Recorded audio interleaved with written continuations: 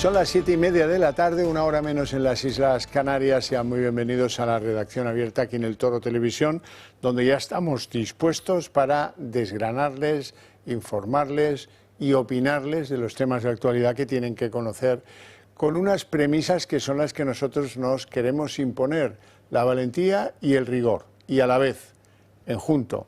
Y un ambiente general que no entendemos la comunicación de otra manera, que es el ambiente de las libertades. Los que pasan por el programa no obedecen consignas, no tienen argumentarios que les escriben para leerlos sin digerirlos, no.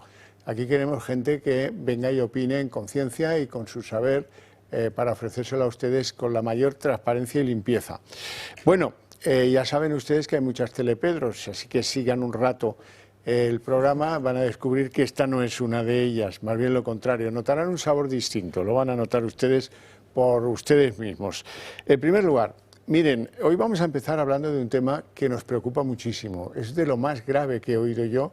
Mira que uno lleva ya cierta capacidad de asombro acreditada, pero el otro día Víctor de Aldama, el comisionista, sí, el que ha ido denunciando cosas que tienen que ver con el sanchismo, ¿verdad? La última de las que dijo, la penúltima, fue que había financiación irregular del PSOE, luego hablaremos de ello porque esta parece que está bastante clarita ya. Lo llamativo de Aldama es que dijo que había habido fraude electoral en las últimas elecciones, las que permitieron el gobierno de Pedro Sánchez. Hubo un fraude electoral que no concretó cómo se realiza, simplemente dijo: me gustaría que algunos trabajadores de Indra salieran al público y hablaran públicamente de lo que se hizo y no en aquellas elecciones. Y hoy me he permitido llamar a don Francisco Espinosa, que muy amablemente ya me acompaña aquí, presidente de la nueva Asociación Abogados del Estado, y que le ha dedicado a esto muchas horas. Muy buenas tardes. Muy buenas tardes, don Javier. Vamos a ver. Muchas gracias por la oportunidad y a su disposición. ¿Cómo se puede hacer trampa en un sistema supuestamente tan tecnológico de recogida de nuestros votos el día que nos convocan a las urnas? Adelante. Estuve anteriormente con don Javier el 28 de noviembre, entonces, para corregir los fallos. Quiero ser muy claro, quiero ser muy preciso y adelantar. El peligro que ha mencionado don Javier es un peligro real, es un peligro grave, gravísimo. La esencia, la espina dorsal del sistema democrático son las elecciones libres y, por supuesto, veraces. ¿Puede haber un Estado de Derecho con elecciones no libres? Vamos a ver. Será un Estado de Derecho peor. Pero las elecciones libres y limpias son la quinta esencia. La quinta esencia. ¿Hay riesgo en las próximas elecciones generales? Lo hay. Sí lo hay. Y por eso vengo yo aquí. A iniciativa de don Javier, no lo pedí yo, porque era un deber moral que yo me había autoimpuesto para ver cómo transmitía mi miedo por esta cuestión. Vamos a ir despacito porque el público no tiene por qué conocer lo que usted me ha hecho conocer de nuestro sistema electoral. Nosotros vamos a la urna, cogemos la papeleta, la metemos en un sobre, pum, votamos, acreditamos nuestra presencia en las urnas, nuestro carnet de identidad, esas cosas. Bien, cuando se cierran las urnas, se efectúan unas actas que dicen: en la mesa 310 de la provincia de Segovia se ha producido el siguiente resultado electoral: partido tal, tantos votos; partido tal, cuántos votos, hasta que se terminan los votos escrutados. Y ahí se extiende un acta en la que están vigilantes los compromisarios de los diferentes partidos que se han dignado a estar allí, pendientes de que no hubiera incidencias, de que no hubiera trampas, de que nadie metiera dos papeletas, ese tipo de cosas. Estos ven cuando se firman las actas. Esas actas, y ahí viene el problema, esas actas se trasladan al centro de datos donde se recopilan los diferentes resultados de cada una de las mesas electorales. ¿Y eso cómo se hace? Me alegra mucho que, don Javier, ha visto usted el modestísimo informe que he hecho, que le he esbozado el tema. Hay otras vías menos importantes de alteración de resultados, pero vamos a centrarnos en esta, que es la grave. Voto por la grave. Son, sí. bueno, vamos a ver, Bien, si sí. todos los medios públicos mandan un solo mensaje antes de las elecciones, evidentemente la igualdad electoral está desequilibrada. Y bueno, Televisión Española, en fin, ¿qué quieren que les diga? Lo acaba de decir don Javier hace un rato. Bueno, pues hay que esforzarse porque eso es peligroso, es que el mensaje es el que es. El voto por correo tiene problemas importantes. Luego, si quieren, los explicamos. Y mira que hay garantías y tal, pero es que el último paso no tiene garantía y por ahí pueden venir problemas. Sí. Pero son cosas menores. Aquí el problema es que en el 77, porque este sistema electoral nuestro es del 77, Real Decreto Ley 20 del 77, que lo vi parir, estuve ahí viendo con las... Claro, nos quedamos... Es una maravilla, un prodigio electoral de aquella época que se trasladó puntualmente a la actual Ley Orgánica 585. ¿Qué consiste? El que haya ido a la mesa electoral, el que haya votado, el que se haya interesado, yo a todo el mundo le aconsejo, vaya usted, bueno, por supuesto vote, quédese un rato mirando, hable con la gente, mire las cabinas, las importantísimas cabinas, y luego a la hora de escrutinio, vaya usted a ver cómo es el escrutinio, es su voto, es la fiesta de la democracia. Y se hizo un sistema que lo entiende un niño, está ahí muy detallado en la ley, extraordinariamente garantista. Esas actas lo son todo, las famosas actas. Bueno, vamos a ver qué pasa con las actas. Ya empezamos a hacer excursos con el caso Venezuela. El caso Venezuela es unas actas muy buenas, muy infalsificables, que no se sabe dónde están. Entonces, el caso español sí se sabe dónde están. Ahí está la ley, me la está estudiando en detalle. El curso que sigue el acta, bueno, lo que se hizo ahí, se hacen 3 sobres, 2 sobres se llevan al juzgado, el tercer sobre se envía por correos a la Junta Electoral Central.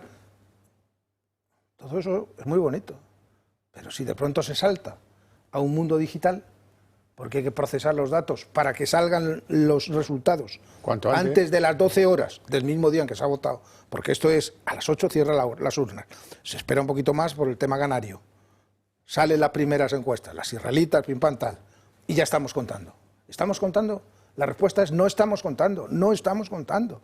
Son resultados provisionales, por lo menos dicen que son provisionales, transmitidos a unos sistemas informáticos gestionados, bueno, por la empresa Indra, bajo la autoridad e instrucción del Ministerio del Interior. Esta es la gran novedad, que por orden de 2019, bueno, ahora les leo la orden, que es muy larga, la norma, ¿cómo se llama? La orden de Interior. Que lo controla Interior, sí. Que lo controla Interior. Entonces, ¿quién controla las elecciones? ¿Interior o la Junta Electoral Central?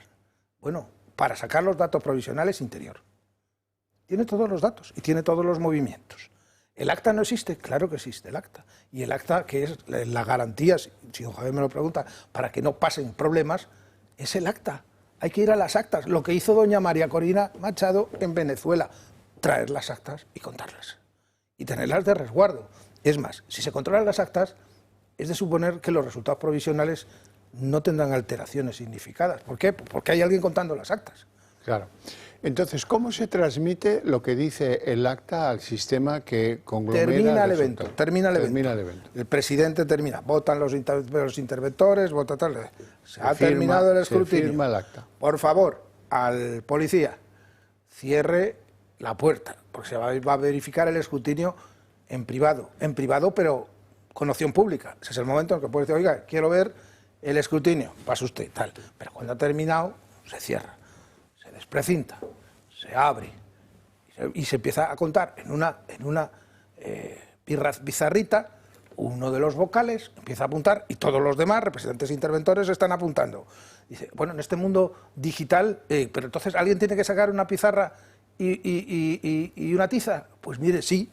Pues, o sea, porque si no, ¿cómo se cuentan las cosas? Bien, bueno, pues ya o sea, el sistema es de papiro egipcio. Ya tenemos el acta. Sale, este es el resultado tal. Bueno, ahora hay que trasladar el acta a los sitios a los que hay que trasladarlo, que son al juzgado, que es lo que dice la ley, a la oficina judicial, que a su vez lo hará llegar a la Junta Electoral Provincial. En ese momento, en otros tiempos, pues uno del acta de la propia mesa que estaba encargado, y por supuesto el representante de la administración, hay un representante de la administración, al que se le da también una copia del acta. Se va a encargar de llevar ese acta al juzgado. Incluso dice la policía, la fuerza pública le ayudará, le secundará. En la práctica, que no ha habido, es con que te paguen el taxi basta. Para que te paguen el taxi para llevar el sitio. Vengo a dejar el acta, pum, ya está. ¿Ese acta es la que se cuenta? No, ese acta no se cuenta. ¿Qué es lo que se cuenta? Es el dato del acta que va a trasladarse humanamente, telefónica o telemáticamente, a otro sitio, donde van a recibir el dato como cierto. Como palabra de Dios te alabamos, Señor. ¿Puede ser el dato o no puede ser el dato? Claro, yo tuve un choque de realidad, porque yo estaba en una mesa reciente, como abogado del Estado, es difícil que nos llamen a las mesas electorales normales. ¿Y por qué es difícil? Pues hombre, porque tenemos una cierta capacidad, se ha ejercido muy poco, de fedatario al modo notario, y en aquellos tiempos de la transición se pensaba que podía haber muchos problemas. Entonces dijeron, vamos a habilitar a muchos funcionarios para que actúen como notarios si hay un problema. Entonces, pero en las mesas sindicales sí me llamaron, además muy recientemente, en el año 23. Entonces yo fui, pues nada, mi mesa sindical de elecciones sindicales en la administración pública, y fui yo el encargado de dar el dato. Entonces, yo, por favor, a ver, resultado, sindicato tal, sindicato cual, tal, sindicato tal, y llevo el acta. Iba yo a llevar el acta al sitio, porque a diferencia del sistema de las elecciones generales, en el sindical, digamos, que llevas el acta a un sitio, que es donde la recogen y donde también están computando. En las elecciones generales, las actas se llevan al juzgado, el juzgado lo lleva a la Junta Electoral. La Junta Electoral constituye, al parecer, en el IFEMA, en Madrid, una base, no está constituida para escrutinio, está constituida para recibir datos, pero los datos los está enviando el sistema mecanizado de Indra. La Junta Electoral está sentada ahí pues como un amigo, como un invitado. ¿Y eso cómo ¿Qué se me pasó hace? a mí? ¿Qué me pasó a mí? Pues que llegué con mi acta. Y bueno, tuve la curiosidad de decir, bueno, que sindicato tal, 73, y entonces el que estaba me dijo, yo aquí no tengo eso. Y digo, oiga, que se lo acabo de dictar. Pues no tengo eso. ¿Y qué tiene usted? Los datos cambiados. Los datos cambiados. Y fui clarísimo cuando se lo dije. Sindicato 1, sindicato 2, sindicato 3. ¿Se cambiaron intencionalmente? No lo sé, pero se cambiaron. Y en el proceso electoral, el que nos ocupa, el de las generales, se puede hacer trampas si uno, cuando recibe telefónicamente el avance de lo que dice el acta, toma nota mal, queriendo o sin querer, o sin querer. Con lo cual, ya estamos en que hemos salido de la seguridad del acta, del notario, de negro, tal, diciendo, a una serie de fases humanas en que puede haber error o mala intención. Primera fase humana, el que llama. El que llama puede ser el representante de la administración, puede ser un vocal, puede introducir malicia. Da un dato cambiado. Siguiente, el que recibe. El que recibe un dato puede introducir un cambio. Tercero, el que teclea. El que teclea puede introducir otro cambio. Y el último, que es el que al señor Aldama, porque todo esto, si me lo pregunta don Javier luego, es por las declaraciones de Aldama, que ha servido para repasar, y por lo menos hay otras dos, habría 3 declaraciones sobre potenciales irregularidades en las elecciones generales. Y si en el sistema informático hay algún software extraño que haga cosas raras. Tenía preparada esta frase: los ingenieros de España son buenísimos, apreciados en todos los países. Es una gente profesionalmente excelente. Al ingeniero no hay más que pedirle algo: haga usted esto, y lo hace. Otra cosa es la moralidad del ingeniero en relación con lo que se le solicita. Pero, por favor, que nadie se ofenda. Bueno, ya hemos visto lo que hace la Fiscalía, determinadas fiscalías, cuando les dan una determinada orden. La pregunta es, ¿un ingeniero de Indra va a ser más, le decía en el informe, justo y benéfico que un fiscal que recibe una orden? Pues no lo sé, no lo sé. Pero desde luego que el ingeniero puede decir, ¿usted qué quiere? Que ponga un tema, porque cuando diga 100, lo que me salga en el cómputo sea 88. O cuando, son algoritmos y juegos científicos perfectamente posibles. ¿Por qué? Porque se sale de un sistema seguro de acta y certificación a un sistema digital. Es cierto que dicen que los resultados son provisionales. Bueno, hasta ahí podemos llegar, que los resultados son provisionales. Pero bueno, lo primero que yo vi de cosa inquietante era que de pronto las famosas israelitas, las primeras encuestas, daban una cosa. Se empezaban a introducir datos en el sistema y ya era diferente. Y digo, ¿qué pasa? Dijeron, no, es que se están introduciendo los datos de los pueblos, las primeras mesas que se cierran. Sí. ¿Y por qué se introduce la primera mesa que se cierra? ¿Por qué se quieren crear mensajes raros?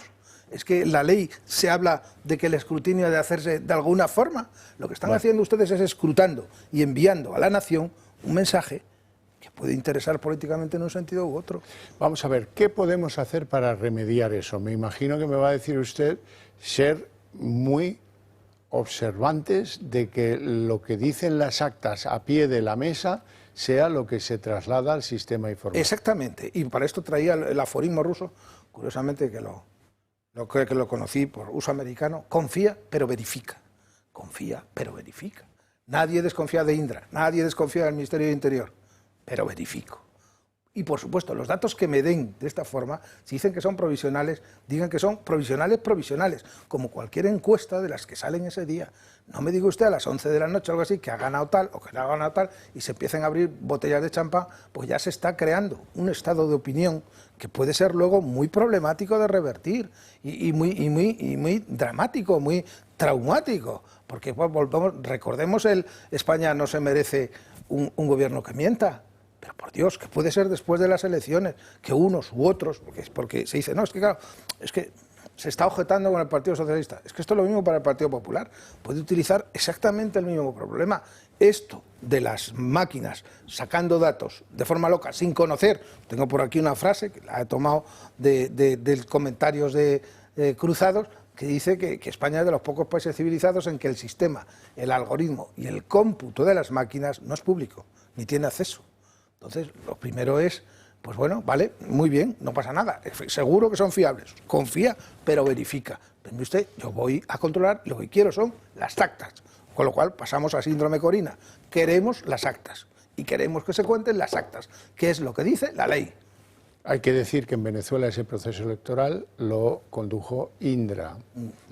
Creo que las máquinas las proporcionó Indra y la condució bastante tiempo. Quizá el último, las últimas, las de julio, estas tan terribles, quizás no, porque Indra ha tenido unas cuestiones. Indra es una empresa de lo mejor, vamos a ser claros. Sí. Es una tecnología punta española, pero vamos a ver. Vale, entonces, manera de vacunarnos para evitar ese fraude, pues que los compromisarios de los partidos que primero, están allí... tomar conciencia, que es lo que estamos haciendo ahora. Sí. Con lo cual, llegamos a una cosa que don Javier se ha atrevido, a mí me ha llamado y yo encantado. ¿Por qué esto no se discute? ¿Por qué esto no se ha planteado? ¿Por qué esto no se ha debatido? ¿Pero qué pasa?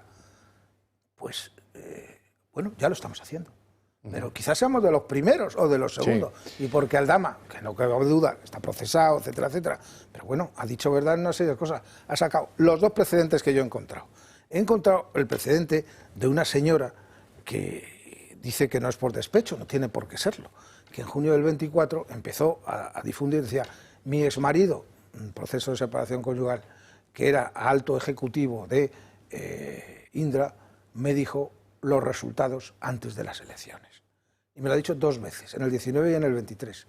Y cuando le pregunté, oye, ¿y esto? Me dijo, calla y no digas nada. Bueno, y esta señora dice que lo repetirá la frase ante cualquier juez. ¿Fuerza probatoria? Bueno, es un testigo indirecto, pero lo está diciendo esta señora. Pero el más interesante ha sido el que ha recogido el periodista Castillón, que lo ha publicado hace 2 días, que es que ha traído a un testigo presencial, que acudió al IFEMA el día en que lo estaban contando, en el 23, y vio unas actuaciones como mínimo inquietantes. El cómputo en el extranjero, y sobre todo lo más divertido de este testigo, ahora les digo el nombre, porque ese el hombre se identifica, es un funcionario, es que dijo que fue 3 días, seguidos. Ahora son 5 días para el escrutinio. Fue 3 días seguidos. Y que en uno de los 2 días vio que los funcionarios, porque para contar las actas ya comprenderán que se necesita mucha gente, las actas de Madrid. Los funcionarios estaban ahí como sentados. Y de pronto entró una persona, la Guardia Civil le dio el alto, con un ordenador y dijo, bueno, soy el de Indra. Ah, pues pase usted. Entró y pasó a dictar los datos a los funcionarios. ¿Por qué? Porque puede ser que si nadie protesta y no hay cuestión, diga, ¿para qué vamos a contar todas las actas una por una cuando el dato no lo viene dado informáticamente? Y que puede ser un dato exacto, si el sistema informático, las máquinas bien usadas, lo son todo. Entonces, claro, también es verdad que ponerse a sumar 3.000 o 4.000 actas tiene que haber en Madrid, en cada uno de los sitios. Cuando alguien viene y te da el resultado... Sí, pues, pero hay que hacerlo. Que es absolutamente necesario hacerlo. Y hasta que no se haga, y no se pueden dar las elecciones como seguras. ¿Qué tienen que hacer los partidos y los representantes? Primero, llevar una cuenta paralela. Para eso tienen que coger sus copias de actas. Llevar una cuenta paralela para que se sepa que hay alguien contando por otro lado y contando las actas. Para que no haya ningún... Eso primero. Segundo, cuando se vaya al IFEMA o la Junta Electoral, pues un montón de gente ahí, gente suficiente, gente de partidos, diciendo, a ver exactamente, haciendo presencia, para que se diga, bueno, estamos vigilando. Y, bueno, es que no confía usted, confío, pero estoy verificando. Pero verifico. Ya está. Sí, sí. Ha quedado muy claro. Don Francisco Espinosa, muchas gracias por abrir este melón. Que seguirá, que esto que es simplemente confianza a todos, que es de lo que se trata. Sí, vamos, o sea, esa es la defensa. Hemos dicho, asistir al IFEMA, llevar las correspondientes actas, exigir el escrutinio por acta y, sobre todo, que los datos que dé el sistema digital en la noche, que se tomen como provisionales, como una encuesta más. Claro. Y seguro que si se hace esto, los datos serán reales. ¿Por qué? Porque saben que alguien está vigilando. No es lo de ahora, no, hombre, no. No, porque el sistema tiene fallos en el ajuste, que además son imposibles en el ajuste, fallos en el ajuste, con lo cual es una cuestión más de la digitalización del mundo, que les voy a hablar, sobre todo las personas mayores, bueno, pues esto ha cambiado y hay que adaptarse, pero eso no quiere decir que lo que sale de la máquina sea palabra de Dios, no, claro. Es una máquina. Así es. Bueno, pues el melón queda abierto y espero que lo cerremos enseguida entre todos para que no tengamos ninguna desconfianza el día que nos convoquen a elecciones, solo faltaría. Vamos a ir a nuestra... Le agradezco mucho, Espinosa, que haya estado con Javier, nosotros adelante con este tema tan importante. Vamos a ver qué es lo que ha pasado en el mundo, que tienen que conocer el primero el fracaso de la policía de Manchester, que el otro día, cuando se produjo el atentado, un hombre acuchillado, otros atropellados en una sinagoga cerca de la ciudad de Manchester, pues resulta que hoy ha tenido que reconocer la policía que uno de los fallecidos y uno de los heridos pues son por consecuencia de los disparos de la propia policía. Así es que, bueno, veremos a ver en qué acaba todo esto, pero desde luego no parece un éxito de la policía de Manchester. Y de ahí nos vamos a la Flotilla Maravilla. La Flotilla Maravilla hoy está en la siguiente situación. Han intervenido el barco Marineta, que era el único que quedaba, que no estaba en control de los israelíes. Han llevado a sus tripulantes al mismo sitio donde tienen al resto, 470 detenidos por ahora, que van a ser deportados a Londres o a Madrid y de ahí a sus respectivos países. ¿Dónde están estos 470 detenidos? Pues han sido enviados por el gobierno de Israel a una prisión al sur del país. Ahí es donde estará Ada Colau y, en fin, y todos los que iban en la flotilla. Y bueno, dejando la flotilla a un lado, les tengo que contar que Donald Trump ha decidido, pero como se pone Trump en eso, que no se mueva narcotráfico por el Caribe. Esto es lo que ha decidido Donald Trump y está dispuesto a llevarlo a cabo con operaciones bastante espectaculares de pues destruir con drones esas embarcaciones o intervenirlas si es que son embarcaciones grandes, porque no quiere que continúe pasando lo que ha pasado hasta ahora, que es que la droga alcance el sur de los Estados Unidos por vía marítima. Y darles también noticia de que hay un hecho quizás anecdótico, pero muy significativo. Ya saben que los ingleses, la religión mayoritaria en Inglaterra es la religión anglicana. Y digamos el cargo más relevante de la religión anglicana es el arzobispo de Canterbury. Bueno, pues ahora van a ver imágenes de la que es ya la primera mujer nombrada arzobispa de Canterbury. Es esta que ven ahí en pantalla. Bueno, pues así está el mundo, que está bastante liado, ¿verdad? Y en España, que pues en España les tengo que contar algo muy interesante que tiene que ver con la Comunidad Valenciana, porque Antifraude ha descubierto, ha confirmado pagos de carácter irregular del Ayuntamiento de Morella, en el cual fue alcalde muchos años Ximo Puig, al hermano de Ximo Puig, a empresas del hermano. El hermano se llama Francis Puig y el consistorio de Morella realizó 629 abonos por valor de más de 400.000 euros a una de las empresas del hermano del que fuera presidente de la Comunidad Valenciana, el socialista Ximo Puig. Así es que con ese informe de la Oficina Antifraude de la Comunidad Valenciana, después de 2 años de investigación sobre esos pagos supuestamente irregulares, viene a confirmar que efectivamente lo fueron y que alguien se lucró con esos 408.000 euros sin licitación y simplemente por un procedimiento administrativo que es el que reguló la entrega de dinero que se hizo a pues esas empresas del hermanísimo de Ximo Puig. Siempre hablamos de hermanísimos y de cosas. El socialismo en este país se caracteriza por lo que se caracteriza. Bien, y a continuación, después de todo esto, les voy a hacer, como cada día les hago, una apelación a que si ustedes han descubierto ya que compartimos ideas, ustedes y nosotros, deberían apoyarnos para que podamos hacer llegar esas ideas cada día a un conjunto mayor de los ciudadanos de este país, que algunos no nos pueden ver, porque si no tienen televisión de pago en esa comunidad, nuestra señal no está en abierto. Hay comunidades en las que sí, otras en las que no. Bueno, apóyennos. ¿Cómo nos pueden apoyar? Pues es muy fácil. En primer lugar, haciéndose miembros de esta ya cada vez más grande comunidad de amigos del Toro Televisión. Hay una segunda opción muy interesante, que es ¿qué tal si piensan en hacernos algún donativo? Tienen que saber que eso tiene pues una ventaja, y es que se podrán deducir de su declaración de la renta si son particulares o del impuesto de sociedades si son empresas un porcentaje muy relevante de las ayudas que nos quieran prestar. De todo esto, de las dos opciones, les van a explicar cualquier duda que puedan tener, resolverla de inmediato si llaman al teléfono 91 616 2464 o si entran en las redes sociales del Club de Amigos, donde también hay cumplida explicación de todo ello. Me piden en el Club de Amigos que les cuente que están a punto de celebrar ya la historia, un acto que se titula La historia de Occidente no puede entenderse sin el cristianismo, que el ponente de eso va a ser Fernando Paz. Es un conocido historiador, le conocen porque aparece en algunos de nuestros programas, y que nos invita a hacer un recorrido único del cristianismo a lo largo de la historia. Es un ciclo de 10 sesiones en las que van a poder descubrir los orígenes de la fe, la figura de Jesús de Nazaret, la Iglesia en el Imperio Romano, las cruzadas, la Reforma y los grandes desafíos de la modernidad para con el cristianismo.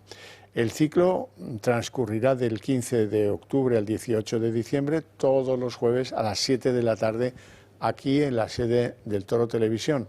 Se puede seguir, y esto es muy importante, porque hay gente que lo quisiera seguir, pero no vive en Madrid o no dispone de tiempo libre, se puede seguir por online en directo, así que se produzca pues la charla de Fernando Paz. Esta es una cita imprescindible con la cultura y la historia de nuestra civilización. Bueno, y a continuación nos vamos a ir a publicidad y a la vuelta arrancamos la mesa de análisis político. Produce y almacena la energía que consumes, asegurando el suministro en tu hogar y garantizando un ahorro en tu factura de la luz. ¿Cómo? Gracias a una batería instalada en tu casa y a la energía que generas desde un parque solar remoto. Aunque vivas en un piso, sin necesidad de instalar paneles en tu tejado, puedes tener tu propia energía y protegerte del mercado eléctrico. Y todo con la tranquilidad de un proyecto pensado para los próximos 40 años. Descubre el pack ahorro energético de Comunidad Solar en comunidadsolar.es o llamando al 980 2812.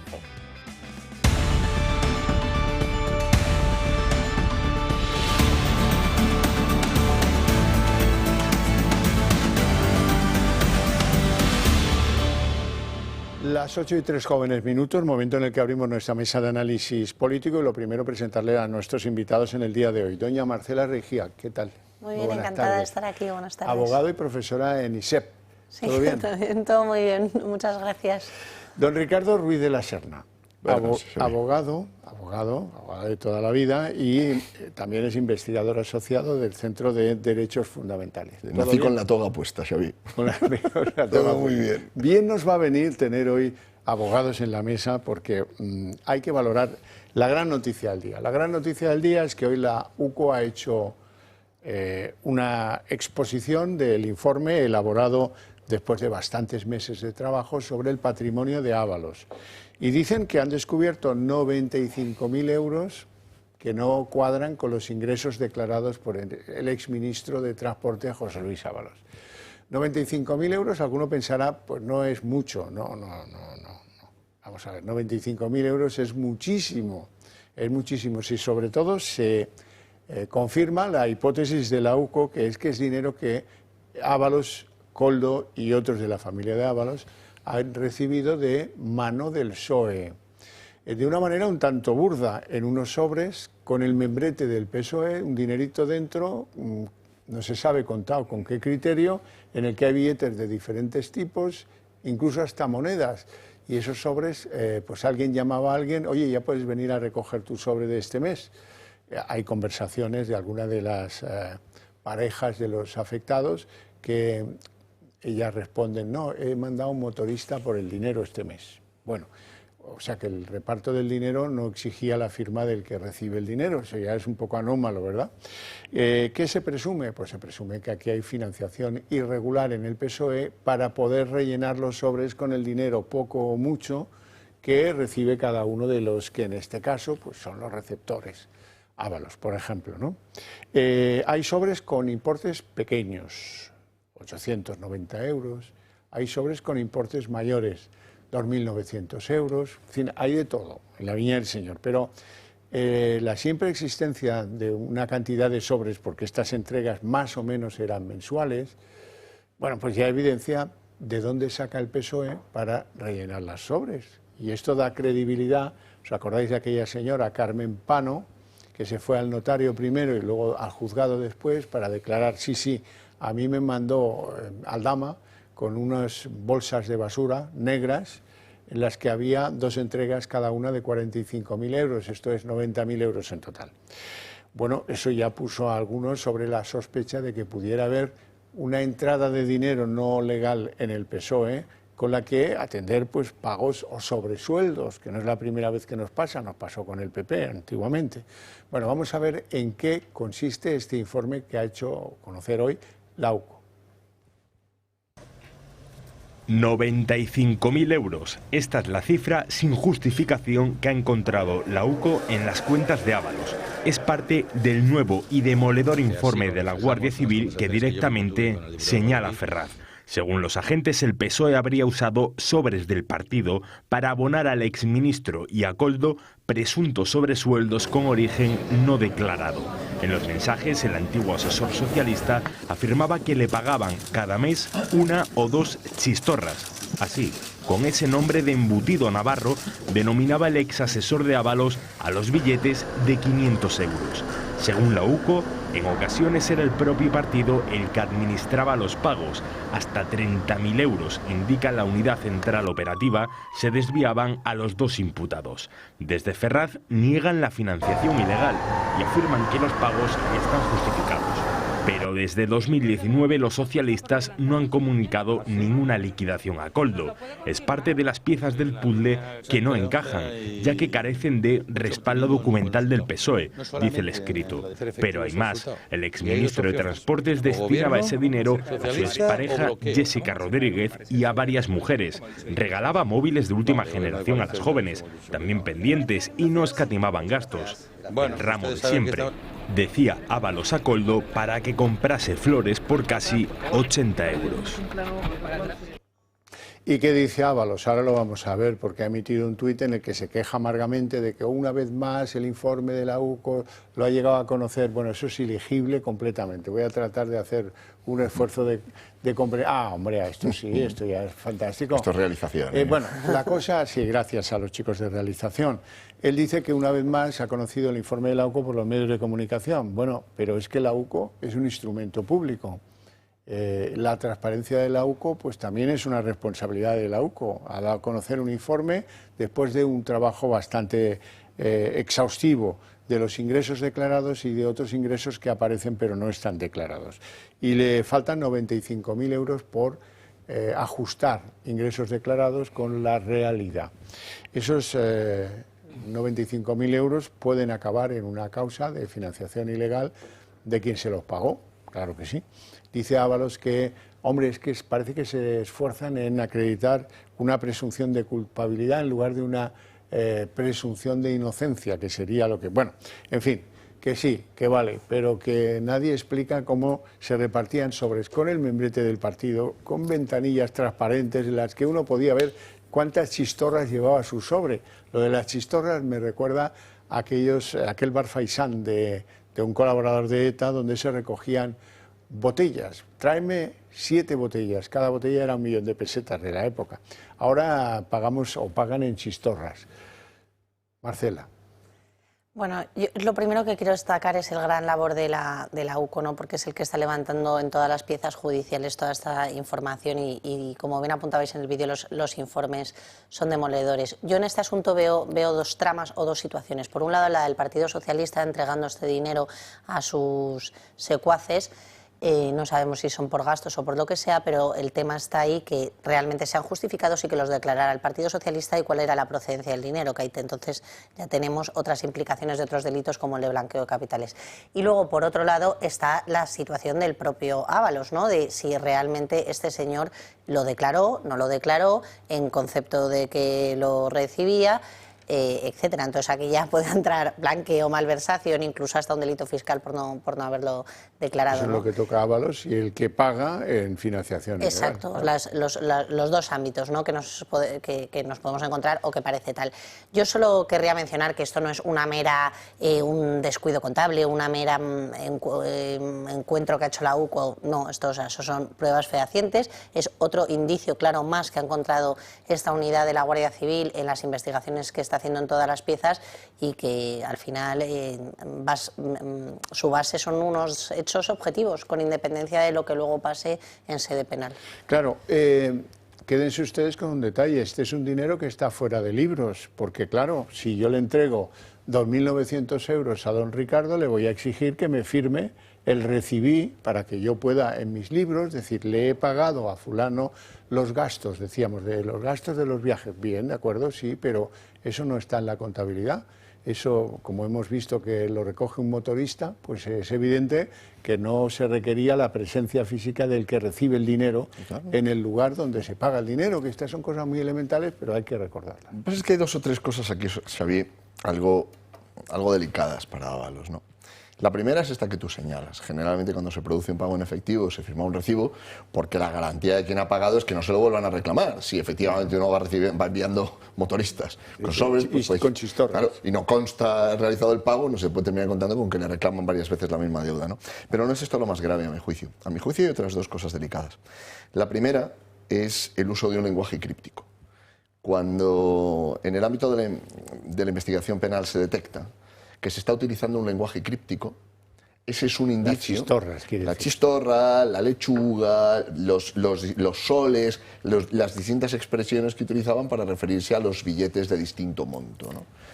Cuando se detecta el uso de un lenguaje críptico, vienen las conversaciones intervenidas telefónicamente, vienen los intercambios de mensajes, viene la comunicación escrita, incluso yo creo recordar alguna sentencia a propósito de la comunicación en el ámbito penitenciario.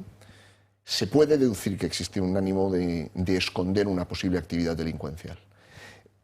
Esto es delicado, porque claro, muchos indicios pueden suponer una prueba de cargo suficiente, de que hay alguna o algunas conductas delictivas. Y luego hay un consejo que en el ámbito de la abogacía penal se da mucho, que es lo de decirle al cliente que no hable fuera del procedimiento. Este tuit implica el reconocimiento de que los pagos se dieron. Lo que Ábalos está diciendo no es a mí jamás me entregaron ningún sobre, yo nunca vi este dinero lo recibirían otras personas o se lo quedarían en medio. No, lo que él está diciendo es, esto coincide con pagos que están justificados. Y aquí entra, vuelvo un momento a la derivada del principio, el tema del recibo. Puede admitirse... Y del reflejo contable. Claro, es decir, puede admitirse que en efecto existieran gastos que se debían reembolsar o que se debían suplir. Puede ser. Lo que ocurre es que a la vista de que no hay recibo, cabe pensar también que esos pretendidos gastos en realidad eran el pretexto o eran la cobertura para realizar pagos que nunca se darían por saldados porque no había recibo. Claro, y da a pensar, a poco que recordemos el pasado reciente de nuestro país, que esto es un sobresueldo que el partido paga en función a criterios que ahora mismo todavía no se conocen, a Ábalos, a Koldo, al hijo de Ábalos y a no sé cuántos más, porque claro, ¿quién me dice a mí que estos sobres no llegaban a buena parte del gobierno de Pedro Sánchez en la época en la que lo recibía el ministro de Transportes y secretario de Organización del PSOE, ¿no? Tengo derecho a pensar que ahí había un surtidor de dinero ilegítimo o ilegal, que no se sabe quién llevaba el partido y que el partido se encargaba de repartirlo según unos criterios. Pero eso no se puede hacer en un partido político. No, desde luego que no, y menos sin justificación. Y por cierto, todos los que superaban los 900 euros también incumplían la ley esta de no pagar en efectivo más de 900 euros, que nos lo han impuesto a todos los ciudadanos, señor, pero para los políticos parece que eso no va. Eso no rige, ¿no? Es verdad. Déjame añadir, si me permite, si había una cosa que me parece, incidiendo en esto, ¿no?, que decías de la fuente de financiación. Mira, en la criminalidad organizada hay un principio, que es que uno no actúa al margen de la organización. Es decir, el que cobra algo, lo cobra porque la organización se lleva una parte. Cuando nosotros vemos ese modus operandi que tiene la criminalidad organizada, hay un principio, que es que cuando a una persona se le permite hacer algo, es la organización la que lo permite.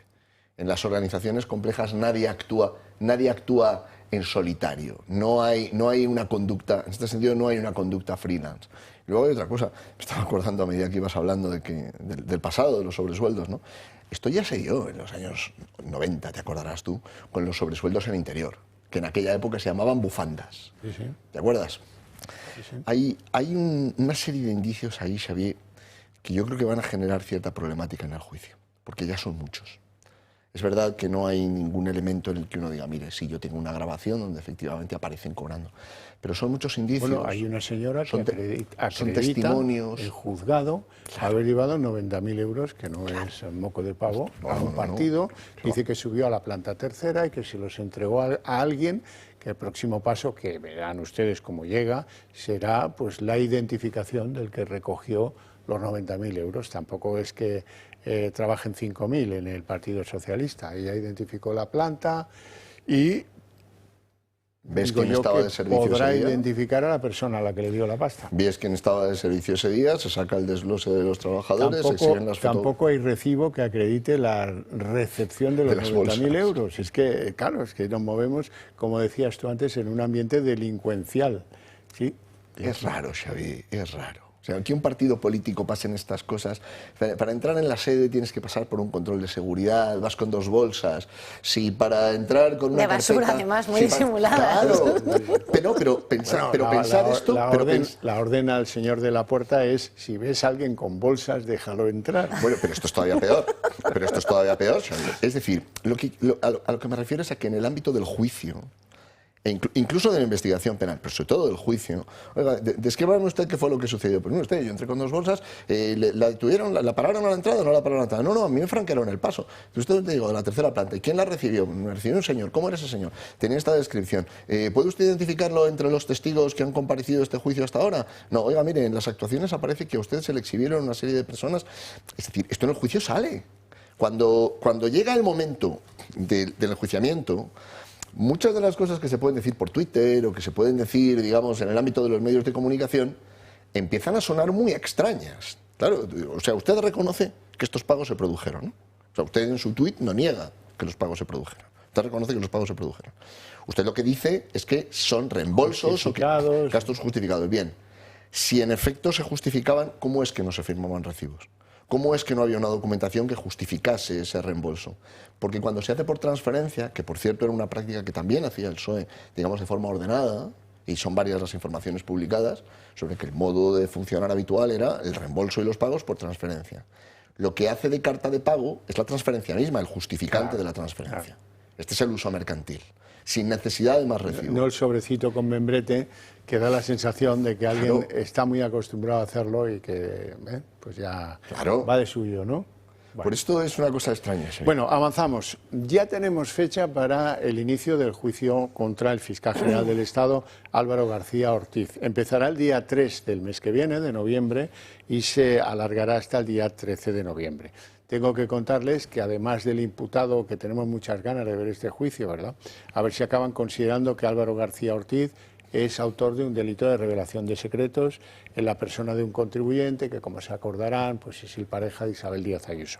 También tienen que declarar el que es jefe de gabinete de Isabel Díaz Ayuso, Miguel Ángel Rodríguez, y tiene que declarar Juan Lobato, que ya veremos qué dice, pero Juan Lobato recordarán que era líder socialista, que ya no lo es, que cayó en desgracia a partir de que un día, cuando le dijeron usa esto en la Asamblea de Madrid, él se fue a ver a un notario. Los notarios se pagan siempre, aunque uno lo haga para...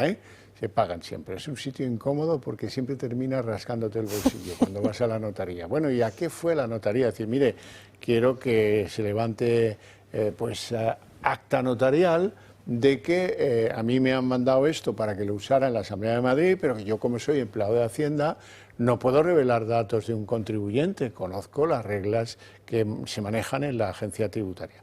Lo hizo y se lo cayó. Y hasta que no le apretaron y le apretaron de lo lindo los medios de comunicación, no hizo lo propio en un juzgado. Pero al final lo acabó haciendo. Bueno, o sea que ya tenemos montado el juicio de Alvarito García Ortiz, que empezará pues, hoy dentro de un mes. O sea que eso ya está al caer. Ese es un juicio bastante rápido, se lo piensan ventilar en 10 días y me parece que les sobran 8. Bueno, son muchísimos testigos, me parece que en torno a 40, o sea que igual los días les hacen falta, ¿no? Pero luego es la sala y sus tiempos, que no sabemos cómo van a jugar con el tiempo a su favor o no a su favor. A mí lo más peligroso de este juicio, o lo más llamativo quizás, es que la propia Fiscalía, el propio Ministerio Fiscal, la fiscal que defiende supuestamente los intereses y el interés público en este proceso contra García Ortiz, depende directamente de este señor y, por supuesto, es una subordinada, claro, porque él está en la cúspide de la jerarquía del Ministerio Fiscal y, por supuesto, no le acusa, ¿no? Entonces, a la postre, yo creo que lo que vamos a ver en este pleito es que van a ser juez y parte. O sea, este señor, es que el acusado está, la figura jurídica que tendría que acusar al mismo, no le acusa y depende jerárquicamente de él, porque él es su máximo responsable o su máximo mando dentro del Ministerio Fiscal, con lo cual, al final, eso chirría un poco y solo las acusaciones particulares serán las que... Porque le defiende además la abogacía del Estado. O sea, claro. Pero eso no sé si es bueno o malo, porque los magistrados que tienen que juzgar deben tener ya un criterio formado a propósito de quién intenta pues arrimar el ascua a su sardina, ¿no? Estas cosas, Xavier, siempre son delicadas. Pasa también un poco con el tema de la posición del Ministerio Fiscal, ¿no? El Ministerio Fiscal, en el proceso penal, mejor dicho, en todos los procesos, pero en el caso que nos ocupa en el proceso penal, es garante del principio de legalidad. Esto implica que si existe una sombra sobre la actuación del Ministerio Fiscal, esto pesa mucho. Cuando uno tiene al Ministerio Fiscal que acusa, o a las acusaciones incluso particulares o a la popular, y tiene una defensa, de alguna manera el proceso, cada uno ocupa la posición que tiene que ocupar. Pero cuando en el proceso nos encontramos con este tipo de distorsiones, pues una fiscalía sobre cuya independencia pueden existir dudas, una abogacía del Estado sobre cuyo uso también pueden existir dudas, porque al final uno puede decir, a ver, la defensa del acusado la ostenta la abogacía del Estado, porque esta es una forma, de alguna manera, de respaldar lo que ha hecho el fiscal, o aquello de lo que se acusa al fiscal, o es una forma de respaldarlo en el sentido de te vas a ahorrar los honorarios del abogado, etc. Hay otra cuestión sobre la que quería volver un momento, porque has mencionado el asunto de los testigos. Los testigos en un proceso son muy peligrosos. Hay lagunas de memoria, hay contradicciones, hay cosas que parecían muy claras y que cuando se pregunta a un testigo sobre lo que se ha dicho hasta el momento o se le pide que ratifique su declaración, puede no ratificarla. Los juicios con muchos testigos uno nunca sabe cómo termina. Y aquí al final el tema que se ventila de fondo es muy delicado, que es quién ha realizado una o más filtraciones periodísticas, con el derecho de los periodistas a guardar el secreto de la fuente, a no revelar el origen de una información. El uso habitual en España es que el periodista que niega que una persona sea su fuente no está revelando quién sí fue. Lo que dice es, este señor no fue. Fue otra persona u otras personas, pero no fue este señor. Es un proceso de una gran incertidumbre respecto del interrogatorio de los testigos.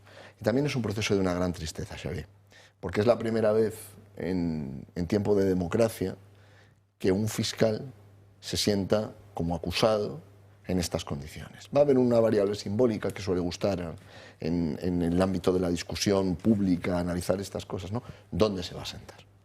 Si se va a sentar a la misma altura de las defensas y de las acusaciones, o si se va a sentar al lado de su defensa, o si va a ocupar digamos, si va a comparecer con toga o si va a comparecer sin toga, probablemente lo hará con toga, como ha hecho en el pasado. Es decir, al final, simbólicamente, es de alguna forma el propio Estado y desde luego el Gobierno el que está sometido a ese juicio. Yo creo que has apuntado una cosa bastante interesante, Ricardo, que es el tema de las fuentes, de cómo se ha filtrado a los periodistas, porque precisamente esas son los argumentos que utiliza Fiscalía para la absolución, ¿no? Que era que directamente no estaba en el poder o que no fue el que remitió el correo electrónico a la luz pública, vamos, y que sobre todo que no era confidencial, como si ya se hubiera estado filtrando con anterioridad.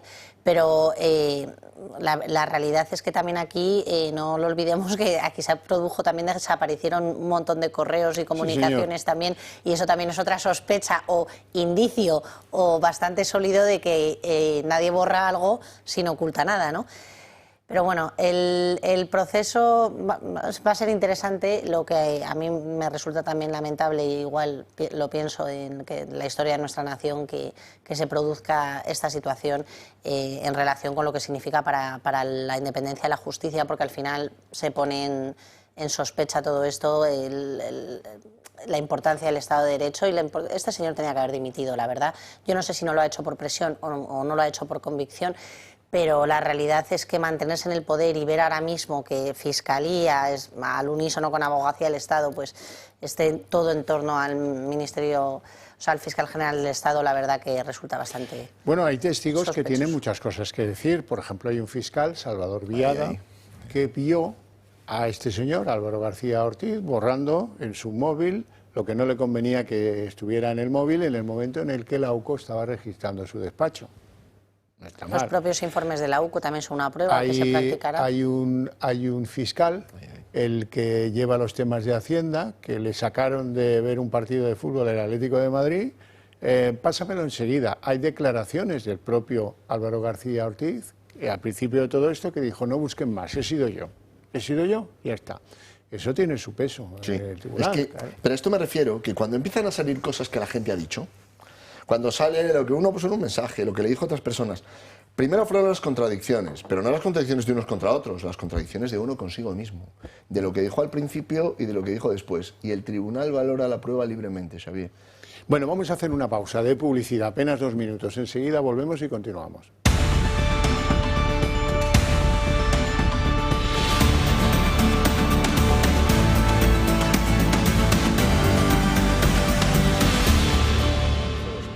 Bueno, vamos a cambiar un poco de asunto, solo un poco, porque en el fondo seguimos hablando de financiación ilegal o irregular del PSOE y seguimos hablando de en qué está Moncloa en estos momentos. Ellos dibujan escenarios. Desde luego no va a ser lo mismo si hay presupuestos generales del Estado que si, como parece, no los hay. Si no los hay, pues entonces tenemos dos muros de contención que debieran obligar a Sánchez a convocar elecciones. Los hay partidarios de que esas elecciones se convoquen antes de que acabe el año, en diciembre, o los hay partidarios de que se convoquen en el primer trimestre del año que viene. No cambia mucho la cosa. ¿Y qué determina un pensar o el otro? Pues lo primero, elecciones urgentes si hay una imputación al PSOE de financiación ilegal. Porque el PSOE es un partido que gobierna Pedro Sánchez. Por lo tanto, le afecta directísimamente y eso significaría, si llegara esa imputación, la convocatoria de elecciones a la carrera. Además, cuando uno convoca elecciones es como cuando, ya saben, los comandos vuelan un puente en plena guerra, vuelan un puente para que no avancen los otros. Con la convocatoria electoral, todo el entramado de los procesos de corrupción se vería paralizado. Durante unos meses, paralizado, eso como poco. Luego está el escenario largo. El escenario largo parece que depende de que ha llegado una encuesta de un mecanismo de análisis de la intención de voto que depende de un antiguo colaborador muy estimado por Pedro Sánchez, que dice que Vox está en el 20% de intención de voto. Entonces, si eso se consolida entre los estrategas de Moncloa, la idea es, ese es el momento. ¿Por qué? Pues porque entienden que es el momento en el que Vox le ha depredado más voto al Partido Popular, porque entienden que pues eso es un argumentario para su parroquia interna, es decir, ante el avance de la ultraderecha vamos a convocar elecciones. Y esa sería la fase larga de todo este cuento que, como les digo, pues sería la primavera del año 26. Si no hay presupuesto, no hay más escenarios. O es en Navidad, o a finales de diciembre, o es en el primer trimestre del año que viene. Se lo resumimos a continuación. En el seno del PSOE comienza a tomar cuerpo un escenario electoral. Según fuentes socialistas, el alza de Vox en las encuestas podría precipitar el fin de la legislatura. El nerviosismo se palpa en Moncloa. El PSOE es incapaz de sacar adelante los presupuestos. Ya están fuera de plazo y todo indica que tendrán que prorrogarlos de nuevo. Y a ello se suma la posible imputación del PSOE por financiación ilegal. Y con todo ello sobre la mesa, la única maniobra para frenar lo que viene en el terreno judicial es la convocatoria de elecciones. Además, fuentes socialistas aseguran que ya han empezado a hacer proyecciones de voto y los resultados han despertado cierto ánimo en el PSOE ante el auge de Vox, que ronda el 20% en intención de voto. Un dato que ha encendido las alarmas en el partido. Si la tendencia se consolida, dicen fuentes socialistas que Pedro Sánchez podría adelantar elecciones. En la simulación interna, el PSOE aparece con un 30,4% y el PP cerca con 27,4%. Lo relevante es la tendencia. PSOE y Vox suben mientras que el PP estaría perdiendo terreno. Esto podría dividir el bloque de la derecha y podría hacer que el PSOE recupere escaños en distritos donde el PP se debilita.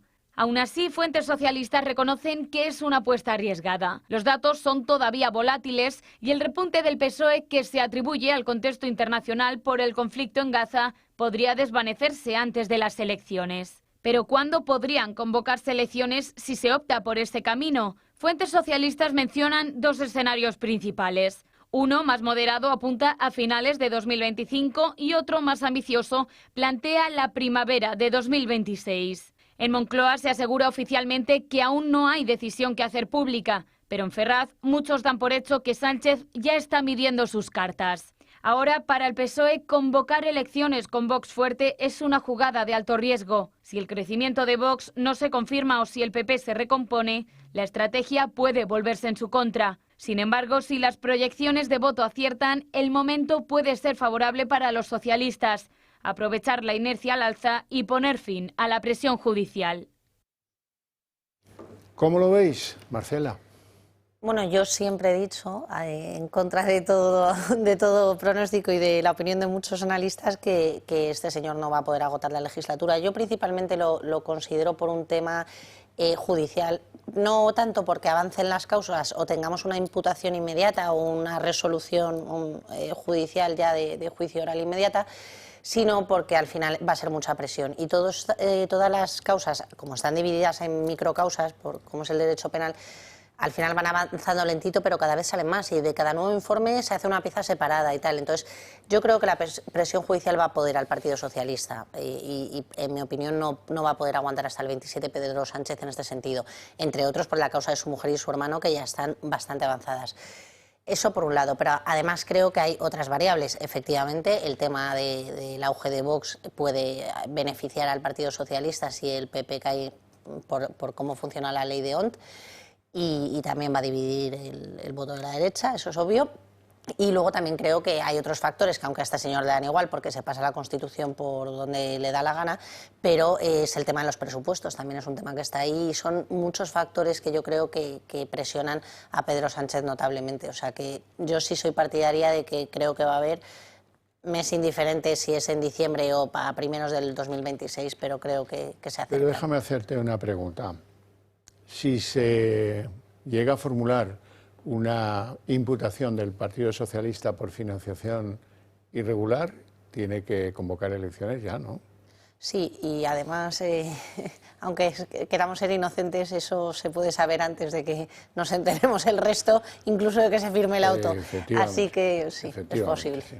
Don Ricardo. No sé, Xavier. Claro, tú lo ves desde una perspectiva, digamos, de la institucionalidad.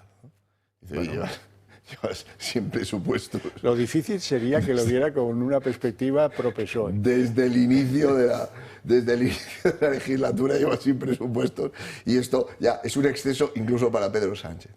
Lo que pasa es que el margen de actuación que tiene Pedro Sánchez está ya muy limitado. Mira,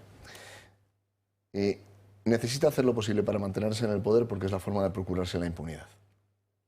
Este elemento, principio general, sí. Lo cual quiere decir que ahora mismo él hay muchos factores que ya no controla. Antes describía Marcela la proliferación de las microcausas.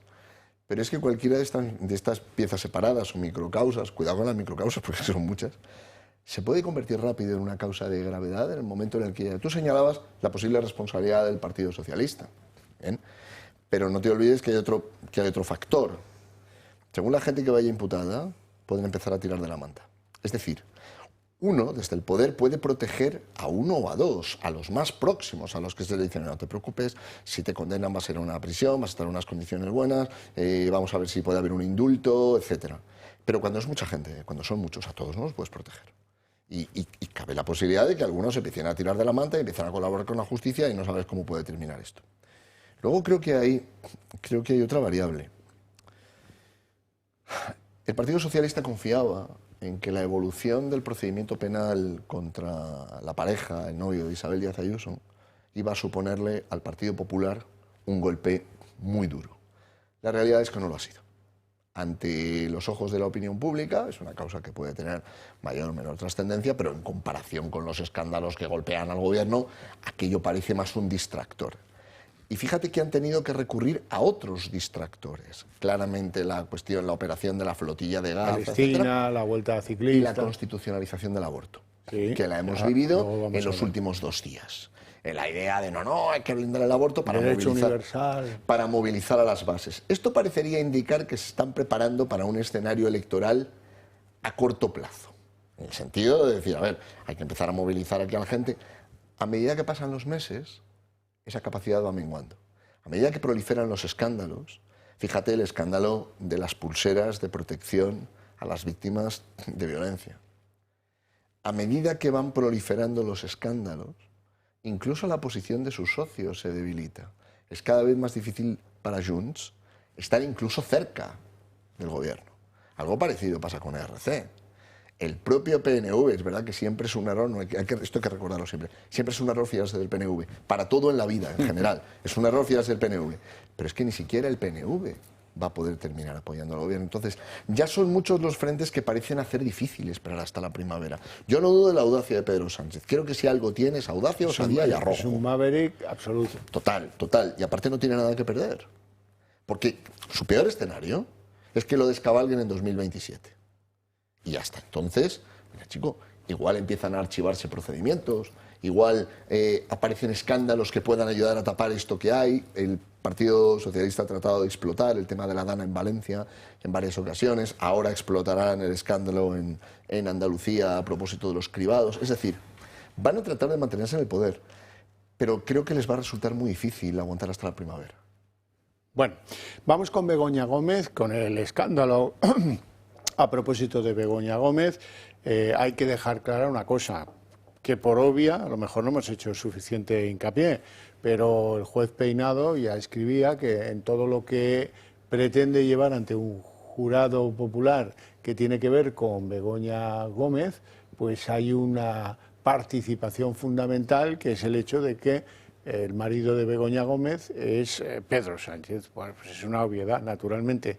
Si fuera la mujer de un desconocido, pues no le hubieran dado la cátedra y no hubiera tenido acceso al software y no había tenido capacidad de influir en un concurso público de 8,5 millones en favor de Juan Carlos Barrabés, ni nada de nada. Claro, obviamente, pues en el horizonte de los posibles delitos de Begoña está la figura, aunque sea, que no sé si esto es muy correcto, ya me corregiréis los doctos abogados que hoy me acompañan, yo a esto le llamaría el cooperador pasivo necesario.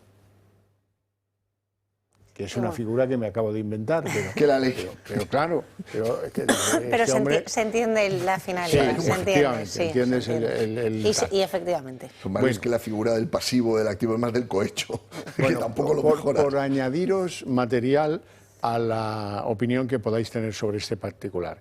Hoy ha quedado concretado el acto de conciliación del juez Peinado contra el ministro Fernando Grande Marlaska para el día 29 de octubre, que es dentro de nada.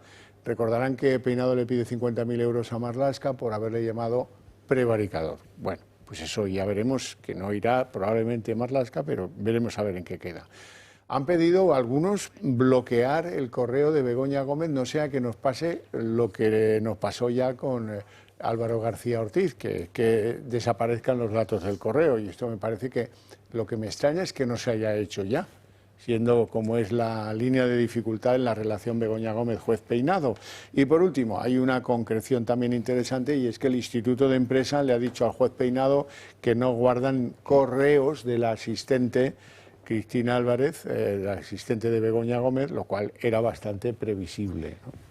A ver, la instrucción penal es muy agresiva en España.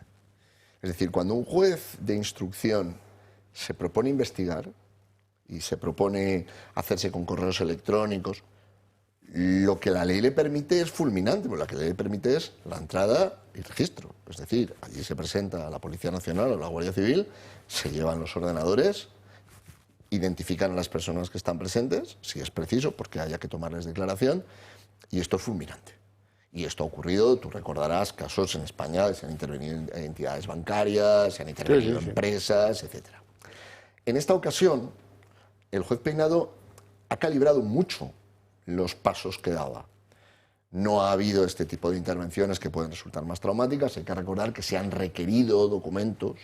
Que no se han facilitado. No, pero a esto me refiero. Es decir, si alguno de nuestros espectadores ha tenido la terrible experiencia de vivir lo que es una entrada de registro, se te presentan allí y te dicen, abandone usted lo que está haciendo. Y se llevan los ordenadores, se llevan los servidores, se llevan los portátiles, las memorias USB, se llevan todo lo que sea preciso llevarse, ¿no?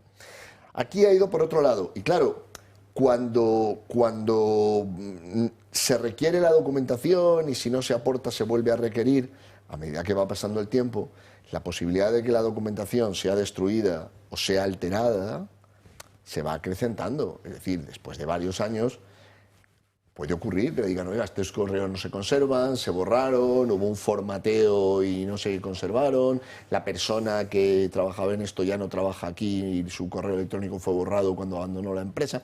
Este tipo de situaciones que se dan. Lo que pasa es que creo que hay otro aspecto que ha salido hoy. Ha salido el ministro Bolaños haciendo ahí unas declaraciones también de estas que llevan a los abogados a fruncir el ceño, ¿no? Claro, si uno dice, esto no sucedería si Begoña Gómez no fuese quien es, se puede interpretar de dos maneras. Se puede interpretar la manera que pretende Bolaños, que es la de decir, esto es una causa personal, porque atacando a Begoña Gómez se ataca a Pedro Sánchez, pero esto tiene otra lectura, que es la de decir, claro, es que precisamente de esto trata este procedimiento. Es que si Begoña Gómez no fuera quien es, ninguno de los pasos que se han dado, ninguna de las operaciones que se han realizado, mencionabas la cátedra, podríamos recordar el software, por ejemplo, o algunas otras operaciones que se han realizado, hubieran sido imposibles porque no sería quien es. Es difícil aventurar, Xavier, cómo va a evolucionar este procedimiento. Y luego está el tema del acto de conciliación, que el juez Peinado en esto está dando a mi juicio unos pasos interesantes. Y está reaccionando de un modo diferente a como reaccionaron en el pasado otros magistrados que también sufrieron un acoso terrible desde los medios de comunicación. Te acordarás de Marino Barbero. Sí, o de Mercedes Araya. Claro, que soportaron. Y callaron y el juez Peinado ha decidido no soportar, ha decidido reaccionar. Y también me parece una reacción no solo legítima, me parece interesante. Antes hablábamos de un fiscal general del Estado en la posición de acusado. Vamos a tener a un ministro del Interior en posición de demandado, porque tiene aspecto de que va a ir por la vía civil de intromisión ilegítima en el derecho al honor. Marcela. Bueno, varios puntos. Por un lado, el tema este del borrado de correos, pues el IE, bueno, que no los guarda, ¿no? Que no los guarda, pues ya es un indicio de algo. Y a mí me parece muy oportuna la petición de las acusaciones populares. O sea, no sé si lo han pedido como una medida cautelar para que sea de inmediato, como lo han planteado, pero la verdad es que me parece necesario. Otra cosa es que, uno, se otorgue, y dos, que cuando ya se ejecute sea posible ese bloqueo y no haber borrado ya determinada documentación. Porque ahora apuntabas de lo frío y lo tenebroso, ¿no?, que es que te hagan una inspección. Estoy de acuerdo, entran ahí como si pues mucha gente que lo mismo ha hecho algún error, una declaración tal, y te entran ahí en tu empresa, se llevan tus y es una cosa violenta y que no es agradable, pero es que estamos hablando con profesionales. O sea, yo esto lo digo abiertamente, no, porque las entradas sin registros estas que han aparecido, o sea, gente que es que aparte que grabar todas las conversaciones, que no vas por la vida grabando las conversaciones que tienes en tu entorno profesional, aparte de eso, con todo discos duros, con fotos, con de todo, ¿no? O sea, que estamos hablando de gente profesional que hasta incluso tienen socias o amiguitas que se llevan los discos duros debajo de la ropa, ¿no? O sea, en plena entrada de registro. Entonces, estamos hablando de profesionales. Entonces, no lo quiero sugerir ni digo que se haya hecho, pero vamos, que estoy segura que el gobierno, el entorno del gobierno y Begoña Gómez tiene informáticos de sobra y con conocimientos muy especializados como para que en su correo de repente aparezca casi sin rastro, desaparezcan un montón de pruebas, ¿no? Pero bueno, en cualquier caso, con independencia de que se haya borrado esto o no, yo creo que hay indicios suficientes en la causa y pruebas suficientes en la causa. Eso por un lado en la parte de Begoña, y por eso yo siempre aplaudo la valentía que ha tenido el juez Peinado en abrir ahora por esta causa, pero en general todo el proceso. Y luego el tema del acto de conciliación, lo mismo, me parece no solo legítimo, sino loable que se defienda, porque esto no es un hecho aislado. Aquí tenemos ministros que constantemente están haciendo manifestaciones en contra de los jueces, al estilo más totalitario, como un patrón, porque está Marlaska, está Bolaños, que hemos mencionado antes, está Puente. O sea, es un acoso constante al Poder Judicial, como se hacen los regímenes más totalitarios, ¿no? Entonces, bueno, pues me parece bien que se defienda, y también es un ejemplo para efectivamente no acudir al acto de conciliación, y no sé cómo continuarán el proceso si es que es civil, pero bueno, la realidad es que me parece una actuación legítima. Bueno, y resulta que nuestro abrazafarolas favorito, Pedro Sánchez, fue lo de los palestinos, eso se ha desinflado completamente, y ahora es el aborto. Que el aborto sea un derecho y que esté incluido en la Constitución. Eso es lo que hoy decía Pedro Sánchez en sus cuentas de las redes sociales, que ahora vais a ver. Sigue el ejemplo, lo ha hecho Francia, no inventamos nada, alguien le ha ido con el cuento y él ha dicho, pues yo también lo voy a hacer, porque esto como que conglomera mejor al votante de los que me hacen a mi caso. Ahí lo tienen en el punto número 2, llevar al Parlamento una propuesta para constitucionalizar, vaya manera de escribir, el derecho a la interrupción voluntaria del embarazo, en línea con la jurisprudencia del Tribunal Constitucional. Vaya amparo. Y le ha salido al paso José Luis Martínez Almeida, el alcalde de Madrid, porque, bueno, pues porque se buscan desesperadamente con una propuesta que aprobó el Ayuntamiento de Madrid de informar sobre los síndromes que pueden ocasionar los abortos a las mujeres, y que eso sea una obligación en los centros sanitarios de la Ciudad de Madrid. Para mí, al presidente del gobierno, las mujeres le importan lo mismo que le importaban a su suegro o que a sus amigos, insisto, Koldo y Ábalos. Y lo que estoy seguro es que las mujeres españolas lo que quieren es que las pulseras antimaltrato funcionen bien, que no haya normativa que deje escapar a los violadores y a los agresores sexuales de la cárcel antes de tiempo, y además agradecerían que antes de alegar una mayoría cualificada para reformar la Constitución, tuviera una mayoría para aprobar los presupuestos, que es su primer deber como gobernante, que lleva 3 años incumpliendo la Constitución. 3 años, se dice pronto. Si quiere tocar la Constitución, lo primero que tiene que hacer es respetarla y cumplirla. Y quien no respeta a las mujeres y no respeta la Constitución no puede hablar de mujeres y Constitución en la misma frase. Esa es mi opinión, y por tanto no vamos a entrar. Es un gobierno agotado, es un gobierno corrupto, es un gobierno que no tiene mayoría parlamentaria, es un gobierno que incumple la Constitución. Marcela. Bueno, pues mira, voy a estar de acuerdo con algunas frases del señor Almeida, la verdad. Yo creo que esto, en primer lugar, es para un mensaje político, de rédito político. Efectivamente, va a mover unas masas que, por desgracia, en este país están de acuerdo en incluir eso en la Constitución española. Y, por otro lado, es otra forma de polarizar a la sociedad que también le viene bien al Partido Socialista, ¿no? Y hacer esta división también entre la propia izquierda, que es lo que le puede quedar a él en unas próximas elecciones. Yo, en mi opinión, y lo digo abiertamente, el aborto, sin perjuicio de que ha sido despenalizado, parcialmente, ¿no? o en parte en dos o tres reformas del Código Penal, la realidad es que para mí no tiene cabida en la Constitución española, porque la Constitución española defiende la vida por encima de todo en su artículo 15, con lo cual entiendo que no tiene cabida la cultura de la muerte, que para mí es lo que es el aborto. Eso por un lado. Don Ricardo. Mira, Xavi, hay creo yo varios niveles de lectura, ¿no? Lo cierto es que Almeida ha estado certero en algunas de las cosas que ha dicho, cuando ha advertido de que si no tiene mayoría para aprobar los presupuestos, hablar de una reforma constitucional es obviamente una distracción. Sin embargo, creo que hay otro aspecto que no deberíamos pasar por alto. Mira, el Partido Socialista ha ido perdiendo sus caladeros naturales de votos. Primero perdió, ya en tiempos de Felipe González, a los trabajadores. Se cumplen ahora 30 años del informe Petras del año 95, que ya constató el empobrecimiento generalizado de la clase trabajadora en España. Perdió a los jóvenes. Hoy los jóvenes están mucho más escorados a la derecha que a la izquierda del Partido Socialista. Y corre el riesgo de perder a las mujeres. Entonces necesita consignas, necesita campañas que aglutinen ese caladero que todavía le queda. Claro, el aborto actúa como un dinamizador. Lo que pasa es que también actúa como un dinamizador para la derecha. Y el movimiento Provida es hoy en España más fuerte que nunca. Bueno, estamos al filo de terminar el programa. Déjenme antes contarles que el MENA que violó a aquella joven cerca del centro de Menas de Hortaleza, en Madrid, resulta que le han hecho las pruebas radiológicas consiguientes y es un mayor de edad como la copa de un pino. Tiene 23 años, pero vivía ahí en el centro de Menas como uno más, desafiando pues lo elemental.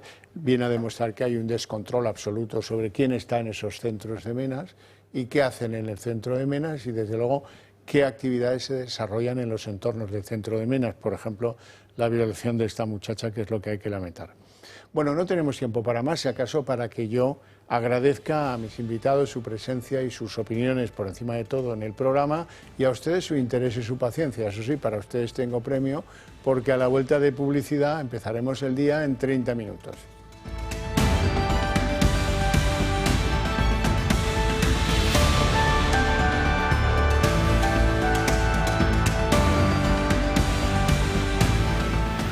El día en 30 minutos. Hoy ha visto la luz el informe de la UCO a propósito del patrimonio de José Luis Ábalos. Conclusión: han encontrado 95.000 euros que no encajan con los ingresos que declara, en este caso, José Luis Ábalos, y que se relacionan con pagos del PSOE.